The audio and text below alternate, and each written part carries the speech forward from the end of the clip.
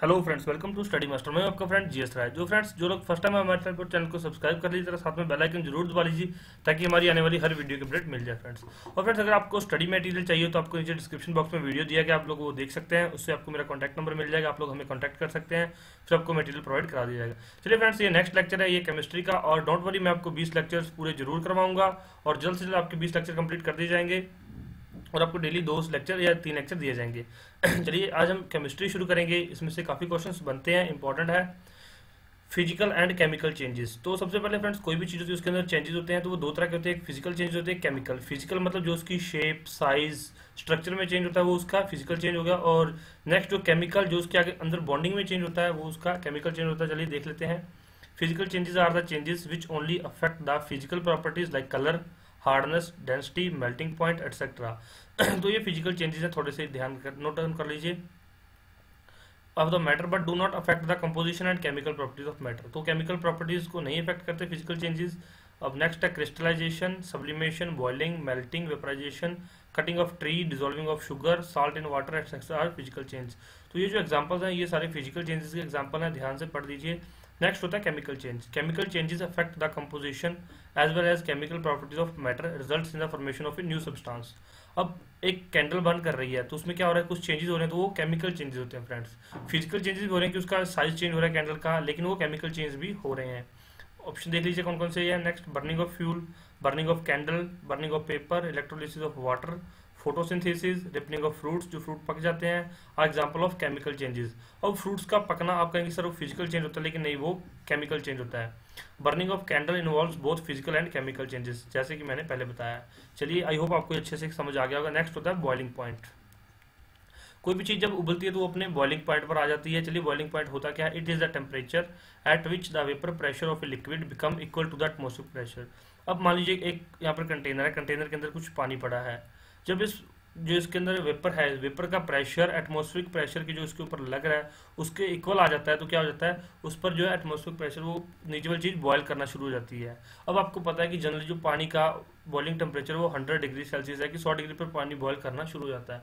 लेकिन अगर आपको एटमॉस्फेरिक प्रेशर कम कर दें तो पानी क्या है, 0 डिग्री सेल्सियस पर भी उबलना शुरू हो जाएगा। जब आप उसका ऊपर से एटमॉस्फेरिक प्रेशर कम कर देंगे तो एटमॉस्फेरिक प्रेशर होता है वो 100 डिग्री सेल्सियस तक वो नेग्लेक्ट हो जाता है, तब वो पानी उबलना शुरू हो जाएगा। तो ये सारी चीज़ें एटमॉस्फेरिक प्रेशर पर डिपेंड होती हैं। जो एटमॉस्फेयर का प्रेशर होता है उसको हम एटमॉस्फेरिक प्रेशर कहते हैं। चलिए देख लीजिए। The boiling point increases in the presence of impurities, that's why boiling point of sea water is more than boiling point of pure water. तो प्योर वाटर का जो बॉइलिंग पॉइंट होता है वो कम होता है और सी वाटर का बॉइलिंग पॉइंट ज़्यादा होता है, क्योंकि उसमें कुछ इम्प्योरिटीज भी होती हैं। At the high altitude, the atmospheric pressure is less than sea level and hence water boils at lower temperature। जब आप ऊंचाई पर चले जाते हैं तो वहाँ पर जो पानी 100 डिग्री सेल्सियस से पहले ही उबलना शुरू हो जाता है। क्यों? क्योंकि वहाँ पर एटमॉस्फेरिक प्रेशर बहुत कम होता है, और जहाँ पर एटमॉस्फेरिक प्रेशर है ही नहीं वहाँ पर पानी जो है वैसे ही उबलना शुरू हो जाएगा। And food takes more time to cook, तो फूड को पकने में ज़्यादा टाइम लगता है हाई एल्टीट्यूड पे। Inside the pressure cooker pressure is higher and hence water boils at higher temperature. जब प्रेशर कुकर के अंदर क्या होता है, अब आपको पता है कि 1 या 2 विसल में खाना पक जाता है। किस तरह से? क्योंकि उसके अंदर जो टेम्परेचर होता है वो बहुत ज़्यादा बढ़ जाता है, ऊपर से प्रेशर भी उतना लग रहा है, तो जो बॉइलिंग टेम्परेचर बहुत बढ़ जाता है, तो मतलब 100 डिग्री के बाद ही जाकर वो बॉयल होता है। तो इतने में खाना जो है वैसे ही गलना शुरू हो जाता है, तो इसलिए 1 या 2 विसल के अंदर जो खाना पक जाता है। Boiling point of water increases and food is cooked quickly, तो फूड जल्दी पक जाता है। अब आप लोगों को कईयों को लग रहा हो कि सर आप क्या पढ़ा रहे हैं, कुकर में खाना जल्दी पकता है, ये जल्दी पकता है, वो जल्दी पकता है, कैंडल किस तरह से बर्न होती है। लेकिन फ्रेंड्स, ये जो जनरल साइंस के क्वेश्चन है ये इसी तरह से बनते हैं जो जनरल लाइफ में यूज होते हैं। तो इन वीडियोस को मतलब ऐसे मत समझिए कि कुछ भी पढ़ा रहे हैं सर, ये बहुत इंपॉर्टेंट है, तो इनको ध्यान से सुना कीजिए और नोट डाउन भी करते रह कीजिए साथ साथ में। और जिनके पास ये नोट्स हैं वो उनके ऊपर नोट डाउन कर लीजिए कि ये पॉइंट इंपॉर्टेंट है, ये पॉइंट इंपॉर्टेंट है, ये मुझे अच्छे से याद रखना है, तो वो साथ में टिक मार्क जरूर करते रह कीजिए। The air escaping from a puncture tyre is cold because the air escape from a region of high pressure to low pressure. अब आपको पता है कि टायर के अंदर जब हवा होती है, जो बाहर एक पंचर से निकलती है, तो हमें बहुत ज़्यादा ठंडी महसूस होती है। क्यों? क्योंकि जो प्रेशर होता है हवा का अंदर ज़्यादा होता है टायर के अंदर और बाहर कम होता है, इसलिए जब हाई प्रेशर से कोई लो चीज की तरफ आती है तो उसका जो है टेम्परेचर कम हो जाता है, इसलिए वो हमें ठंडी महसूस होती है। नेक्स्ट है इसके अंदर एटम्स, मॉलिक्यूल्स एंड एलिमेंट्स। तो सबसे पहले एटम होता क्या है? Atom is the smallest part of matter that take part in chemical reaction but can not exist in free state. तो जो एटम है वो सबसे छोटा पार्ट होता है किसी भी मैटर का, वो केमिकल रिएक्शन में जरूर पार्ट लेता है लेकिन वो अकेला फ्री एग्जिस्ट नहीं करता है। चलिए ये जरूरी है कि एटम कभी भी फ्री स्टेट में एग्जिस्ट नहीं करता, इंपॉर्टेंट है। Atom is made up of electron, proton and neutrons. तो अभी मान लीजिए यूपीएससी का क्वेश्चन इसमें से क्या बनेगा, एटम के बारे में तीनों स्टेटमेंट लिख देगी, आपको बताइए कौन सी सही नहीं है। अभी बात करते हैं पीसीएस के अंदर या फिर किसी भी छोटे एग्जाम के अंदर, रेलवे के अंदर, एसएससी के अंदर या एचएसएससी के अंदर, उनमें से क्या किसी भी स्टेट एग्जाम के अंदर क्या पूछा जाएगा कि एटम फ्री स्टेट में एग्जिस्ट करता है या नहीं, यस और नो, आपको पता होना चाहिए। Atom is made up of electron, proton and neutron, ये स्टेटमेंट राइट है या रॉन्ग है, और आपको पता होना चाहिए। इस तरह से सिंपल क्वेश्चन बन जाते हैं, लेकिन क्या है हम थोड़ा सा रिवीजन नहीं करते या फिर हम ध्यान से पढ़ते नहीं कि यहाँ से कौन सा क्वेश्चन आएगा, क्वेश्चन वहीं से आ जाता है और हम फिर गलत करके आए, तुक्का मारते हैं, तुक्का गलत हो जाता है। Protons and neutrons reside in the nucleus at center of atom, whereas electron revolve around the nucleus। सिर्फ इलेक्ट्रॉन ही न्यूक्लियर के अराउंड मतलब रिवॉल्व करते हैं, जो न्यूट्रॉन और प्रोटॉन है वो न्यूक्लियस में प्रेजेंट होते हैं। Atoms combine to form molecules, the smallest part of matter which can exist in free state. Molecules हैं जो फ्री स्टेट में एग्जिस्ट करते हैं, लेकिन एटम्स फ्री स्टेट में एग्जिस्ट नहीं करते।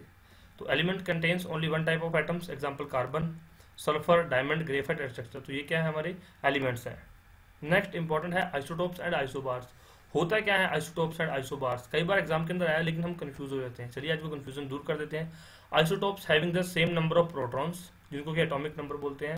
अब ये भी पता होना चाहिए कि एटॉमिक नंबर वो प्रोटॉन्स, नंबर ऑफ प्रोटॉन्स होते हैं वो एटॉमिक नंबर होते हैं। कई बार एग्जाम के अंदर सीधा क्वेश्चन आया हुआ है कि who describe the atomic number of an element, number of proton, number of neutrons या नंबर ऑफ इलेक्ट्रॉन्स। तो जो एटॉमिक नंबर है वो नंबर ऑफ प्रोटॉन्स होते हैं, but different number of neutrons and mass number. उनका जो है जो आइसोटोप होते हैं उनका प्रोटॉन नंबर तो सेम होता है लेकिन न्यूट्रॉन और मास नंबर अलग अलग होता है। Atomic number, number of neutron. अब देख लीजिए ये जो इनका ये एटॉमिक नंबर है एच का, और ये जो ऊपर है ये मास नंबर लिखा हुआ है, तो ये अलग अलग है, इनको आइसोटोप्स बोलते हैं कि इनका जो एटॉमिक नंबर सेम है बट जो मास नंबर है, नंबर ऑफ न्यूट्रॉन वो डिफरेंट है। तो जरूर याद रखिए। नेक्स्ट है isobars, having the same mass number. अब इनके मास नंबर सेम है, जो ऊपर लिखे हुए 1 2 3, अब इनके मास नंबर सेम है but different atomic number. Atomic number इनके 18, 19 और ये 20, तो इनके एटॉमिक नंबर से अलग हैं। तो ये बहुत इंपॉर्टेंट है, कंफ्यूजिंग क्वेश्चन है, बिल्कुल सिंपल है, बिल्कुल ईजी, लेकिन कंफ्यूज हो जाते हैं वहां पर जाकर, तो इसको नोट डाउन करें। नेक्स्ट है डेटिंग टेक्निक। अब ये यूज क्यों की जाती है और इसका क्या क्या काम है, चलिए देख लेते हैं। Radio carbon dating is use to determine the age of carbon bearing material like wood, animal fossil fuel etcetera. तो अब डेटिंग की टेक्निक से क्या करते हैं कि कोई भी मटेरियल या कोई भी फ्यूल है वो कितना पुराना है उसके हम कार्बन डेटिंग से पता कर लेते हैं, कि उसके हम देख लेते हैं कि कितना पुराना कार्बन है, उसको हम डेटिंग करते हैं तो हमें पता चल जाता है कि इसकी डेट एक्चुअल कितने साल पुराना है ये। नेक्स्ट है uranium dating is use to determine the age of earth, minerals and rocks. तो जो कार्बन डेटिंग होती है वो क्यों होती है, वो वुड की, एनिमल फॉसिल फ्यूल्स की, जो पता करने के लिए कि ये कितने टाइम पहले का था। लेकिन जो यूरेनियम डेटिंग है वो अर्थ की एज पता करने के लिए, मिनरल्स या रॉक्स की एज पता करने के लिए। और नेक्स्ट है वो जो है colloid. These are the heterogeneous solutions containing two phase, disperse phase and dispersion medium. तो ये एक हेट्रोजीनियस सॉल्यूशन होते हैं जिसके अंदर की 2 फेस होते हैं। लेकिन कॉलॉइड से फ्रेंड्स कभी भी कोई क्वेश्चन नहीं आया हुआ है तो इतना ध्यान से नहीं पढ़ना, लेकिन फिर भी थोड़ा सा आपको पता होना चाहिए। This show Tyndall effect. Tyndall effect होता क्या है, scattering of light by colloidal particles and Brownian motion. Colloids can be dispersion medium loving lyophilics of और डिस्पर्जन मीडियम हीटिंग। इसको ये यार थोड़ा सा मतलब कि ज़्यादा ही डीप फिजिक्स में चले गए हैं, इनमें से क्वेश्चन कभी नहीं पूछा गया और जनरली पूछा भी नहीं था क्योंकि जनरल साइंस का क्वेश्चन ये नहीं है। डायलिसिस क्या होता है, ये इंपॉर्टेंट है, ये थोड़ा सा ध्यान रख लीजिए। डायलिसिस एक technique to purify colloids is use to purify blood. तो डायलिसिस ब्लड साफ करने के लिए यूज होता है with the help of artificial kidney machine, तो उसको डायलिसिस बोलते हैं। ये इंपॉर्टेंट है, इससे रिलेटेड आ सकता है, ये आगे आपको बायोलॉजी में भी करवाऊंगा।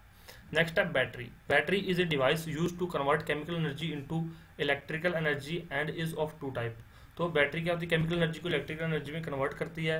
अब प्राइमरी बैटरी और सेकेंडरी बैटरी 2 तरह की होती हैं। प्राइमरी बैटरी होती है नॉन रिचार्जेबल, जो एक बार एग्जॉस्ट हो गई फिर दोबारा से वो रिचार्ज नहीं हो पाएंगे, जैसे कि गैल्वेनिक सेल या फिर ड्राई सेल, मर्करी सेल, ये एक बार यूज किए फिर खत्म। और दूसरी होती है सेकेंडरी बैटरी, जो आपके मोबाइल फोन में यूज होती हैं। Rechargeable, acts as a galvanic as well as voltaic cells. Lead storage battery, nickel cadmium battery. अब आपके घरों पे इन्वर्टर की बैटरी तो वो चार्ज भी होती है और फिर डिस्चार्ज हो जाती है, फिर चार्ज कर लेते हैं, वो सेकेंडरी बैटरी होती है। In the electrolytic refining anode is made by impure metal and a strip of pure metal acts as a cathode. तो जो प्योर मेटल की स्ट्रिप होती है उसको कैथोड बोलते हैं। आपको पता होना चाहिए कि एनोड जो होता है वो प्योर इम्प्योर मेटल का बना होता है। ये क्वेश्चन कई बार आया हुआ है कि एनोड किस चीज़ का बना होता है, इम्प्योर मेटल का, और जो प्योर मेटल होता है वो क्या होता है, कैथोड। तो अच्छे से नोट कर लीजिए, कैथोड प्योर मेटल और एनोड इम्प्योर मेटल। और इसके बाद फ्रेंड्स नेक्स्ट है कोरोजन। अब फ्रेंड्स किसी चीज़ को जंग लग जाए, बहुत बार क्वेश्चन पूछा गया है कि जंग लगने से, आप लोग बताइए कि जब जंग लग जाता है किसी चीज़ को, लोहे को जब जंग लगता है तो उसका वेट बढ़ जाता है या कम हो जाता है, ये क्वेश्चन आया हुआ है। Corrosion, the oxidative deterioration of a metal surface by action of environment is called corrosion, an electrochemical process। Corrosion एक इलेक्ट्रोकेमिकल प्रोसेस है, जब ऑक्सीजन के साथ वाटर वेपर मिलकर लोहे को लग जाते हैं तो उसको कोरोजन बोलते हैं। When exposed to air, iron surface turns brown due to formation of hydrated ferric oxide, तो इसका formula Fe2O3 into XH2O which is also called rust, तो इसको रस्ट भी बोलते हैं। सिल्वर surface turns black, अब लोहा ब्राउन हो जाता है लेकिन सिल्वर का जो सरफेस है वो ब्लैक हो जाता है due to formation of silver sulphide, and copper and brown surface gets turn green due to formation of basic copper carbonate. तो अब आपको इसमें से जो क्वेश्चन बन सकता है कि जो लोहा है वो ब्राउन हो जाता है, सिल्वर है वो ब्लैक हो जाता है, और उसके साथ कॉपर और ब्रॉन्ज वो जो क्या होते हैं वो ग्रीन हो जाते हैं। तो ये रंग पता होना चाहिए कि फॉर्मेशन से, अब लोहे को जंग लगता है तो वो ब्राउन हो जाता है जब, लेकिन वो पूछेगा आपसे कॉपर एंड ब्रॉन्ज को जब जंग लगता है तो वो किस कलर में चेंज हो जाता है, तो वो ग्रीन कलर में चेंज होता है, ध्यान रखिए। नेक्स्ट है corrosion of iron is called rusting and is called accelerated by the presence of impurities H+ electrolytes such as NaCl and gases like CO2, SO2, NO2। तो corrosion जी इसको rusting बोलते हैं, और इस किससे बढ़ जाता है जब इसमें अंदर impurities होती हैं, CO2, SO2 ये सभी तरह की, NaCl सभी तरह की। नेक्स्ट है corrosion is prevented by electroplating by applying oil। तो हम corrosion को प्रिवेंट किस तरह कर सकते हैं, हम ऑयल लगा के रख सकते हैं किसी चीज़ को, ग्रीस, पेंट, वार्निश एक्सेट्रा, और by galvanization deposition of zinc layer over iron articles. तो जिंक की हम लेयर भी चढ़ा सकते हैं, ये बहुत इंपॉर्टेंट है, जिंक की लेयर वाला जरूर याद रखना है। अब उसका कारण क्या होता है, जब लोहे की परत होती है, जो लोहे की आउटर सरफेस होता है, उसको हम कोटिंग कर देंगे, ग्रीस कर देंगे या ऑयल उस पर अप्लाई कर देंगे, तो वो क्या डायरेक्ट कांटेक्ट में नहीं आएगा एयर के, ना ही उसको एयर मिलेगी और ना ही उसको ऑक्सीजन मिलेगी। अब एयर नहीं मिली तो ऑक्सीजन भी एयर में होती है, और ना ही उसको जो इम्प्योरिटीज वाटर इम्प्योरिटीज वो मिलेंगी। जब वो नहीं मिलेंगी तो उसका रिएक्शन नहीं होगा, रिएक्शन नहीं होगा तो फिर वो आगे लोहे को जंग नहीं लगेगा, लोहा खराब नहीं होगा। ओके नेक्स्ट ये जो है okay a sliced apple when expose to air, जब एक एप्पल को आप काट के रखते हैं तो उसमें क्या हो जाता है, वो ब्राउन ब्राउन कलर का होता है। क्यों हो जाता है, this is because apple contain iron which gets oxidized and give a brownish colour to apple. तो एप्पल में लोहा होता है, आयरन होता है, तो आयरन क्या होता है वो रेडिश हो जाता है, तो इसलिए उसको ऑक्साइड हो जाता है। हम एप्पल काट के रखते हो, आपने देखा उसका कलर चेंज हो जाता है। नेक्स्ट है renewable and non renewable natural resources. Renewable कौन कौन से होते हैं, जो कभी खत्म नहीं होते। Renewable sources are available in large excess, जो कभी खत्म नहीं, जैसे एयर, सनलाइट एक्सेट्रा। अब नॉन रिन्यूएबल कौन से होते हैं, which available in limited quantity and वो खत्म हो जाएंगे, is usually excessively after a limited period of time, जैसे कि minerals, coals, petroleum, natural gas. ये भी नीचे धरती से अब निकल रहे हैं, लेकिन कब ये खत्म हो जाए इनका कुछ पता नहीं है, एक लिमिटेड टाइम तक चलेंगे फिर ये खत्म हो जाएंगे। लेकिन एयर है, वाटर है, ये वाटर भी खत्म हो जाएगा, लेकिन एयर और सनलाइट ये खत्म नहीं होंगे कभी भी।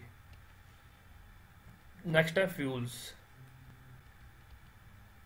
इंपॉर्टेंट इसमें से क्वेश्चन आ सकता है।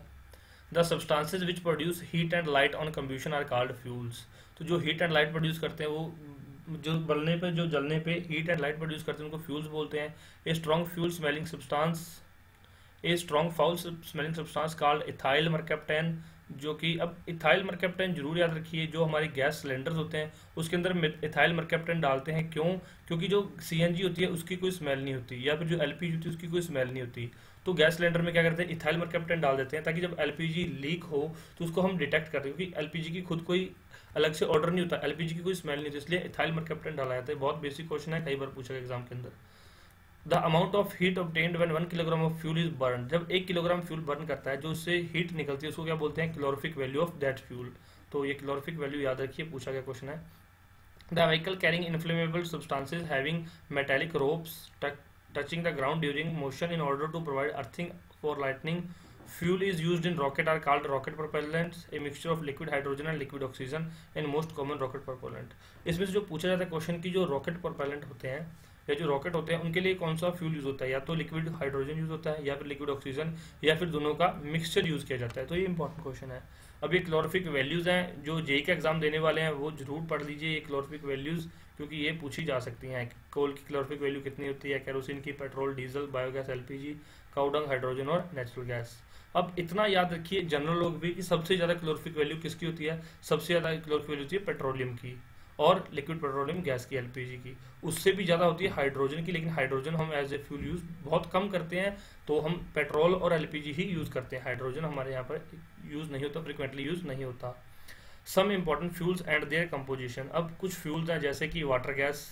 वाटर गैस में क्या होता है, कार्बन मोनोऑक्साइड होता है और हाइड्रोजन होता है। फ्रेंड्स जो ये टेबल याद कर लेगा वो अपने 2 मार्क्स पक्के कर जाएगा। क्यों? क्योंकि इस टेबल में से क्वेश्चन बन सकता है, डायरेक्ट क्वेश्चन बन सकता है। अब है क्या, वाटर गैस किस किस चीज का मिक्सचर है, कार्बन मोनोऑक्साइड का और हाइड्रोजन का। तो बनता कैसे है, by passing steam over red hot Coke. और नेक्स्ट है प्रोड्यूसर गैस। तो ये आप ना भी याद रखें तो कोई बात नहीं, लेकिन पता होना चाहिए कि प्रोड्यूसर गैस में कार्बन मोनोऑक्साइड और नाइट्रोजन, कोल गैस में हाइड्रोजन, मीथेन, इथाइलिन, एक्सीटिलीन और सीओ। तो सबसे पहले ये वाटर गैस याद रखिए, दूसरी प्रोड्यूसर गैस याद रखिए, कोल को छोड़ दीजिए। नेचुरल गैस याद रखिए, इसके अंदर मीथेन 83% और इथेन होता है साथ में। एलपीजी के अंदर ब्यूटेन जरूर याद रखिए, एलपीजी में ब्यूटेन मैक्सिमम होता है और प्रोपेन, और मेन चीज़ होती है ब्यूटेन है। और सीएनजी के अंदर मीथेन CH4 95% और बायोगैस और गोबर gas methane, carbon dioxide, hydrogen और नाइट्रोजन। ये क्वेश्चन भी बहुत फ्रिक्वेंटली पूछा गया है। और ये सारी चीज़ें फ्रेंड्स टेबल जरूर याद कर रखना और ये पढ़ लेना और नोट कर लेना। अब नेक्स्ट लेक्चर के अंदर हम कोल के बारे में पढ़ेंगे और जो पूरा आपका कंप्लीट कर दिया जाएगा 2 लेक्चर्स के अंदर। 2 या इसके बाद 2 लेक्चर लगेंगे, पूरी केमिस्ट्री खत्म कर दी जाएगी और उसके बाद आपकी बायोलॉजी शुरू कर दी जाएगी और साथ में आपको जो है पॉलिटी के लेक्चर्स दिए जाएंगे। चलिए friends, thank you so much. Video पसंद है तो लाइक और शेयर जरूर कर दीजिए, अपने दोस्तों को शेयर कीजिए ताकि उनका भी फायदा हो सके। Thank you so much, take care, bye bye, God bless you, all the best for exam.